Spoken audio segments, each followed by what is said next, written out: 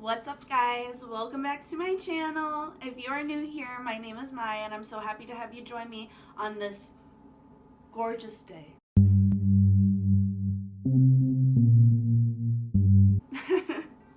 So today's video I am going to be doing a little chit chat about, what do you think? My nosy nose. So for those of you who do not know, I actually had nose surgery about 2 weeks ago. So she's looking pretty snatched, isn't she? So I just wanted to sit down, answer some questions about my nose surgery and what I had done. I honestly didn't talk too much about it when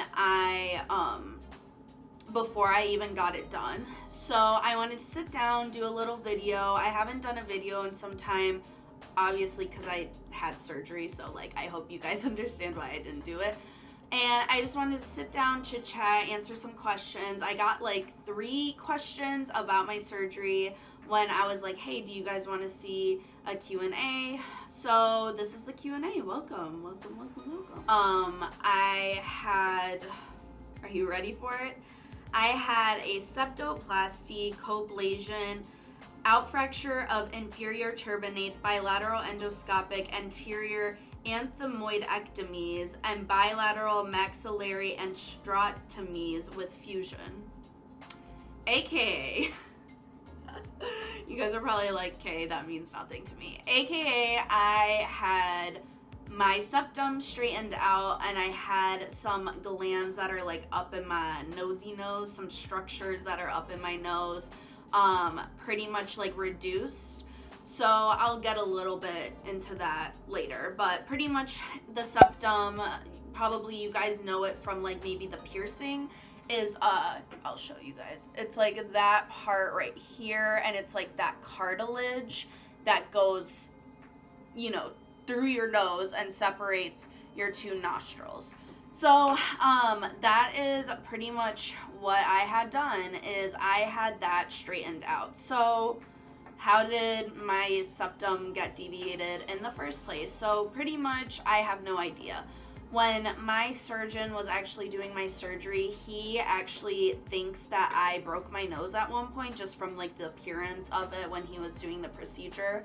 And to tell you the truth, I have no idea when I could have broken my nose. I have like a slight idea. So what I think happened is when I was younger, I was running and then I fell down and chipped my front tooth. So I ended up chipping my right tooth, but it was actually my baby teeth. So, you know, it obviously just fell out and I got my normal teeth. And so I didn't chip this tooth.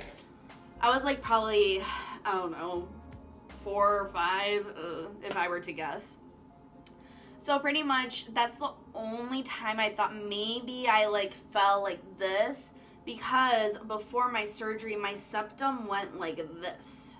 It like kind of did like a lot of curve.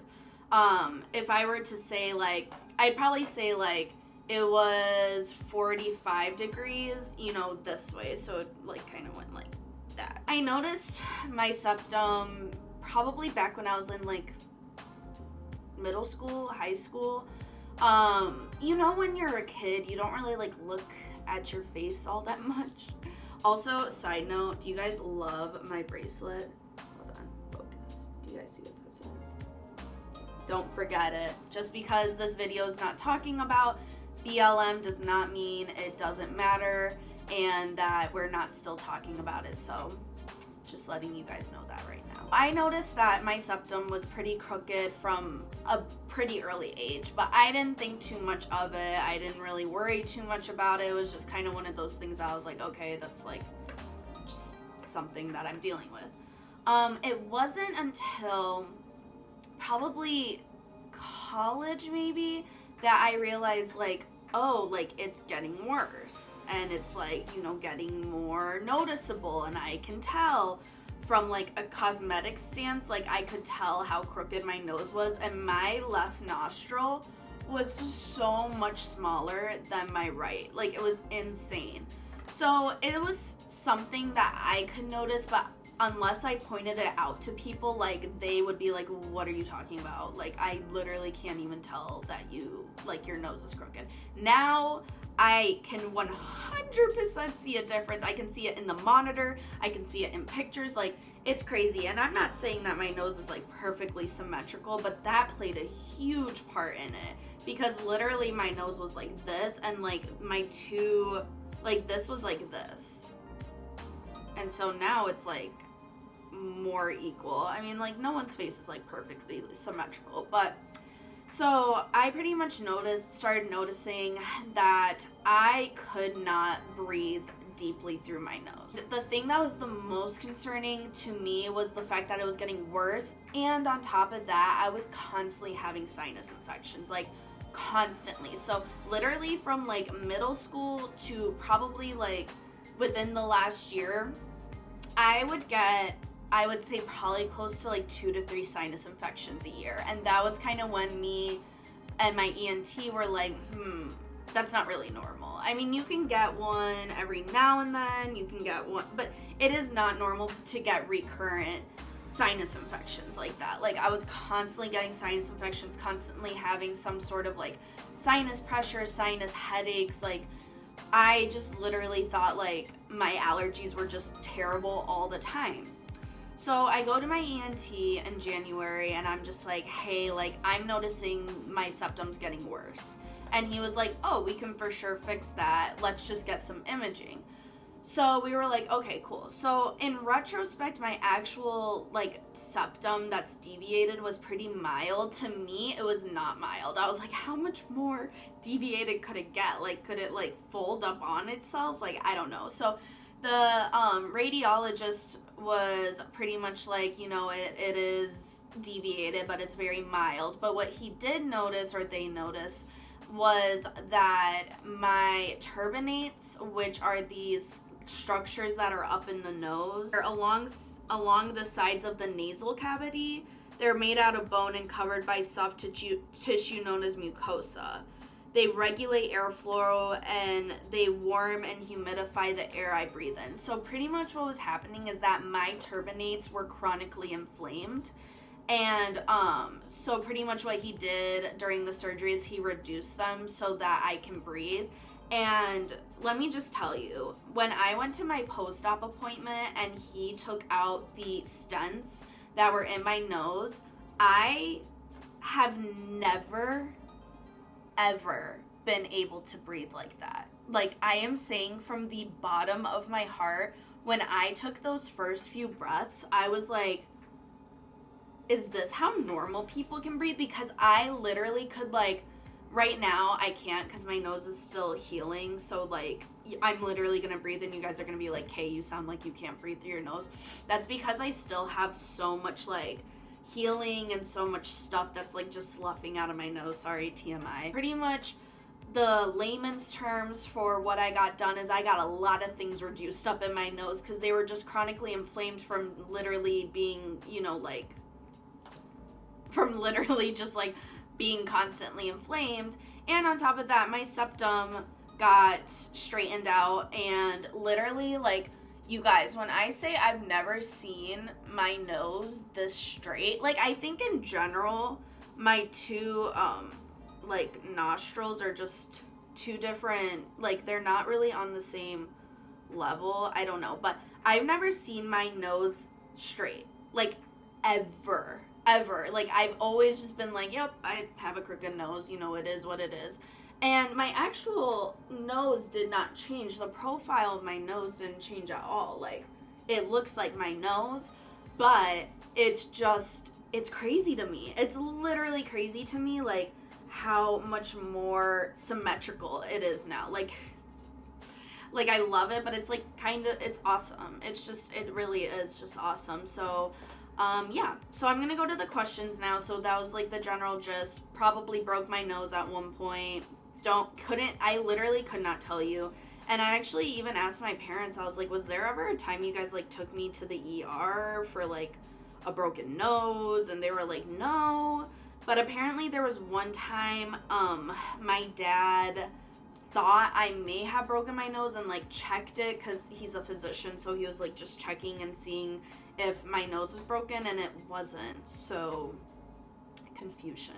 The first question was, I took screenshots of them, and I'll also insert kind of like a before and after so you guys can see what I'm talking about when it comes to like what was it that was kind of abnormal about my nose. I really wish I had like taken a picture right before I had gotten it done, but honestly, when you go under anesthesia, they give you like a lot of stuff. You get real tired, you get really drugged up, and I was kind of drugged up afterwards too, so I just didn't remember to, you know, like do anything or like take any pictures. So the first question was, how long was your recovery? Like, technically, I'm still recovering, but I am back to work, back to normal things. I work out now, like, totally fine. I'm not restricted in any way. The only thing I have to do are those nasal cleanses, and that's really the only thing that I have to do that is, like, kind of out of my normal schedule. So I got mine done on a Thursday. So pretty much Thursday, Friday, Saturday, Sunday, Monday, I was still taking Tylenol around the clock. The first 3 days, so Thursday, Friday, Saturday, I was on Percocet for pain. And honestly, I wasn't in a huge amount of pain. I was just taking it mostly to sleep because it was very uncomfortable to sleep, and I couldn't sleep lying down. I had to be in an incline, so I was sleeping in some recliners that we have in our house.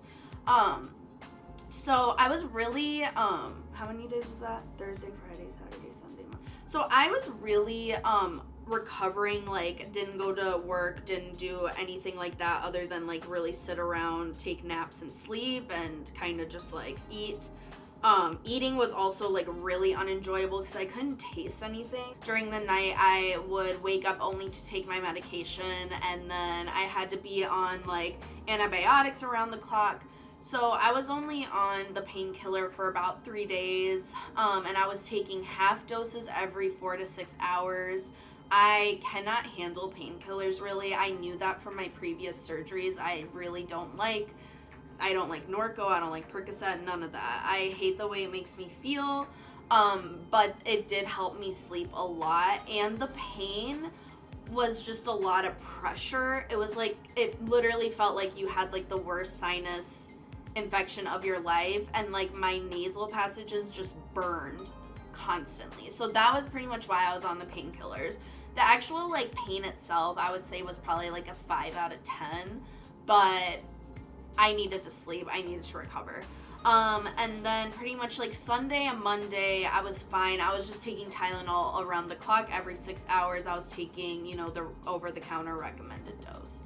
And then on Monday, when I got my stents taken out, like, my life changed. I was able to sleep again, lying down. I was able to, like, pretty much do everything I could. I still had a lot of swelling, and I have some swelling still, like, some very slight residual swelling, but you just, like, my, like, this part of my face, like, in between my eyebrows was so swollen. I looked like I was, like, from Mordor or something. Like, it was crazy. So that was kind of what I consider is, like, my recovery was, like, 5 days. But technically, like, when you look at my actual sinuses and my surgery and, like, recovering from my surgery, I'm still technically recovering. Right now, I feel just congested. I don't feel too much pain in general, but I would say the recovery is a little crappy in the sense that, like, I really hate, like, pain with my nose. I really hate when you, like, feel yourself getting sick, and the first thing that you notice is, like, that, like, burning pain in your nose, and, like, that part where, like, your nose and, like, your sinuses meet your mouth, like, or your throat, like, that area after surgery was so painful. So painful, and I had so much drainage going back into my throat, and it was just making my stomach hurt. I mean, that first, like, Thursday, Friday, Saturday were tough. They were really tough. I mean, they weren't, like, the worst recovery I've ever had. Honestly, my ACL was probably worse. It was just that, like, my throat hurt so bad, so my mom got me these, like, numbing lozenges that saved my life. But that's really the only thing. I'm really, really weird about my throat hurting and my nose hurting, and that was exactly what was happening. But I knew that it was normal, so it was, like, not as bad. But I would say that the recovery honestly wasn't too bad, but it wasn't like a walk in the park. You know what I'm saying? Like, I was definitely uncomfortable. One of the questions was, did I get a rhinoplasty? No, I didn't get a rhinoplasty. I did not get a nose job. I went to an ENT, that is an ear, nose, and throat doctor. I did not go to a plastic surgeon.